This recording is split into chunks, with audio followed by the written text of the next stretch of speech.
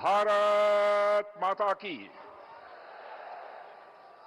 अंतर्राष्ट्रीय जगत में भारत की प्रतिष्ठा बढ़ाने वाले भारत के यशस्वी प्रधानमंत्री आदरणीय नरेंद्र मोदी जी और उत्तर प्रदेश की राज्यपाल माननीय आनंदीबेन पटेल जी और उत्तर प्रदेश के कर्मठ, क्रियाशील, यशस्वी मुख्यमंत्री श्री योगी आदित्यनाथ जी, भारतीय जनता पार्टी के नवनियुक्त प्रदेश अध्यक्ष श्री पंकज जी चौधरी, उत्तर प्रदेश के उप मुख्यमंत्री केशव मौर्य जी और दूसरे उप मुख्यमंत्री श्री ब्रजेश जी पाठक, यहां मौजूद मेरे सभी सम्मानित बहनों भाइयों, सबसे पहले अंतर्राष्ट्रीय जगत में भारत का मस्तक ऊंचा करने वाले भारत के यशस्वी प्रधानमंत्री का मैं अपनी तरफ से और आप सभी बहनों भाइयों की तरफ से हार्दिक अभिनंदन करता हूं, उनका मैं स्वागत करता हूं।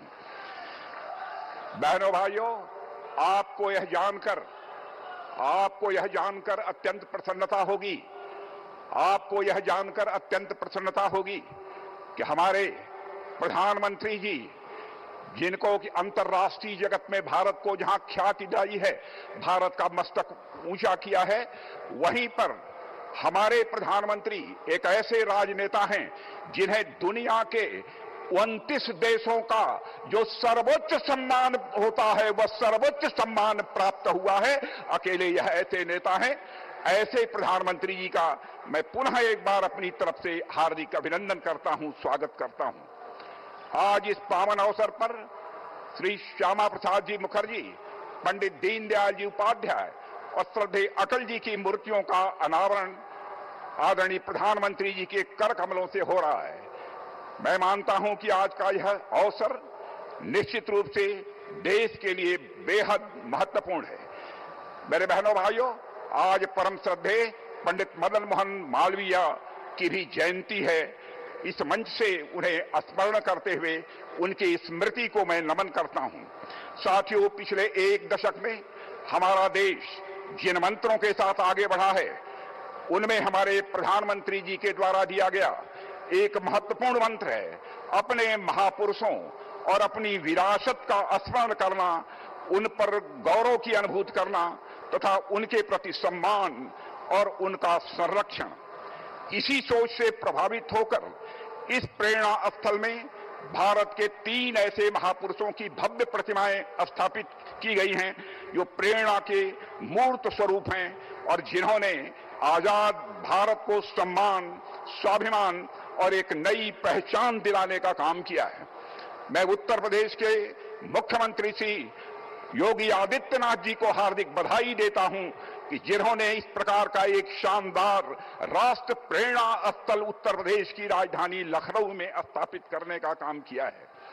इनमें से पहला नाम है डॉक्टर श्यामा प्रसाद जी मुखर्जी, जिन्होंने कि भारत की एकता और अखंडता को सुनिश्चित करने के लिए लंबा संघर्ष किया था और साथ ही एकता और अखंडता को सुनिश्चित करने के लिए जम्मू कश्मीर, जिसको धारा 370 के तहत एक विशेष अधिकार प्राप्त था, विशेष दर्जा प्राप्त किया था, उस धारा 370 को समाप्त करने के लिए अपना प्राणों का बलिदान देने का काम किया था।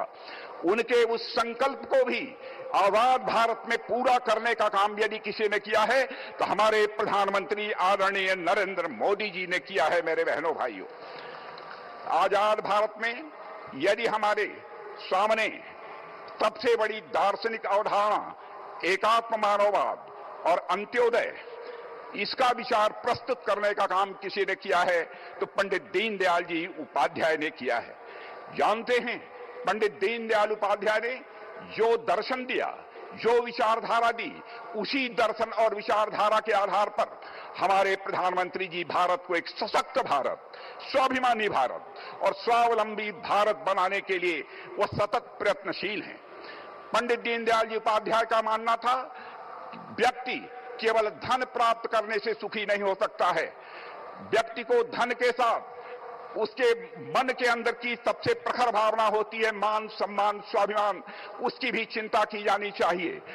और तन, मन, बुद्धि हर व्यक्ति शिक्षित होना चाहिए, हर व्यक्ति ज्ञानी होना चाहिए और साथ ही साथ आत्मा के सुख के लिए भी परमात्मा का भी वह स्मरण करे, परमात्मा के साथ अपना तादात्म्य स्थापित करे। यह पंडित दीनदयाल उपाध्याय की एक सोच थी।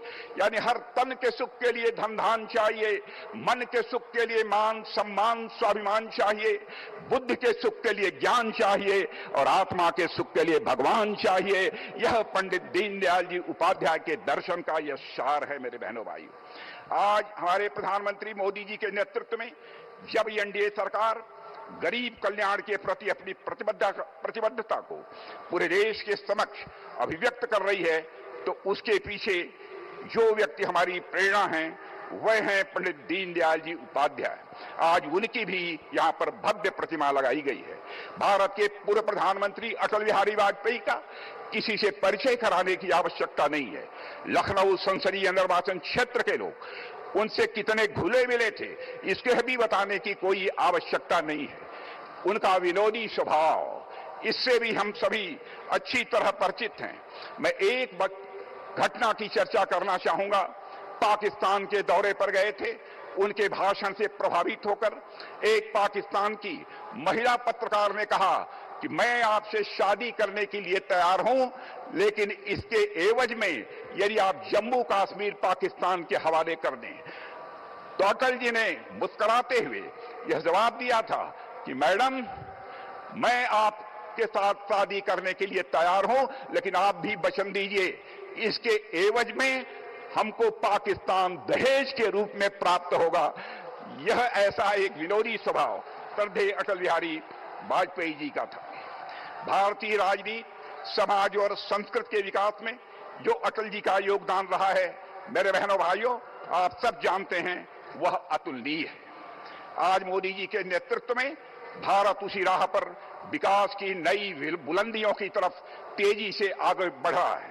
आज आपको जानकर यह खुशी होगी, भारत में महंगाई की दर आजाद भारत के इतिहास में पहली बार 1% से नीचे गई है। मेरे बहनों भाइयों, इसके लिए प्रधानमंत्री जी का तालियां बजाकर अभिनंदन किया जाना चाहिए, स्वागत किया जाना चाहिए। 8% से अधिक की विकास दर भारतवासियों को देखने को मिल रही है, तो प्रधानमंत्री नरेंद्र मोदी जी के शासनकाल में देखने को मिल रही है। अंतर्राष्ट्रीय जगत में हमारे प्रधानमंत्री ने भारत की प्रतिष्ठा को बढ़ाया है, भारत के मस्तक को उन्होंने ऊंचा किया है। पहले भारत के बारे में जो धारणा थी, बहनों भाइयों, आज वह धारणा अंतर्राष्ट्रीय जगत में वह बदल गई है। अंतर्राष्ट्रीय मंचों पर भारत पहले कुछ बोलता था तो भारत की बातों को जिस गंभीरता पूर्वक लिया जाना चाहिए नहीं लिया जाता था, लेकिन आज हमारे प्रधानमंत्री के नेतृत्व में जब भारत अंतर्राष्ट्रीय मंचों पर बोलता है, सारी दुनिया कान खोलकर सुनती है कि भारत बोल क्या रहा है। यह भारत की हैसियत सारी दुनिया में बनी है। और मेरे बहनों भाइयों, आज डॉक्टर श्यामा प्रसाद मुखर्जी, पंडित दीनदयाल जी और अटल जी ने जिस भारत के निर्माण की प्रेरणा दी थी, उसको साकार करने का काम हमारे प्रधानमंत्री मोदी जी कर रहे हैं। मैं पुनः उनका इस कार्यक्रम में स्वागत करता हूं और एक जानकारी आप सबको मैं देना चाहता हूं कि हमारे प्रधानमंत्री ने एक बहुत बड़ा काम गांव के लिए किया है, गरीबों के लिए किया है, किसानों के लिए किया है।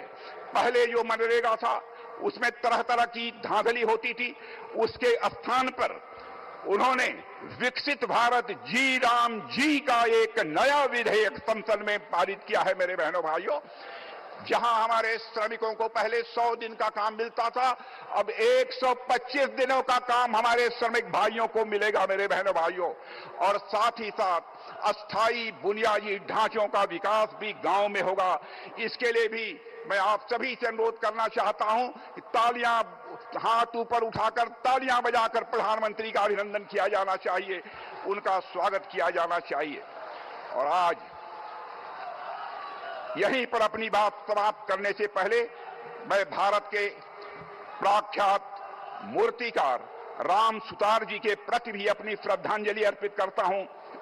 और साथ ही मंटू राम जी ने यहां पर जो 2 प्रतिमाएं बनाने का काम किया है, उनके प्रति भी अपने अपना सम्मान व्यक्त करते हुए यहीं पर बहनों भाइयों मैं अपना निवेदन समाप्त करता हूं। आप सबको बहुत बहुत धन्यवाद।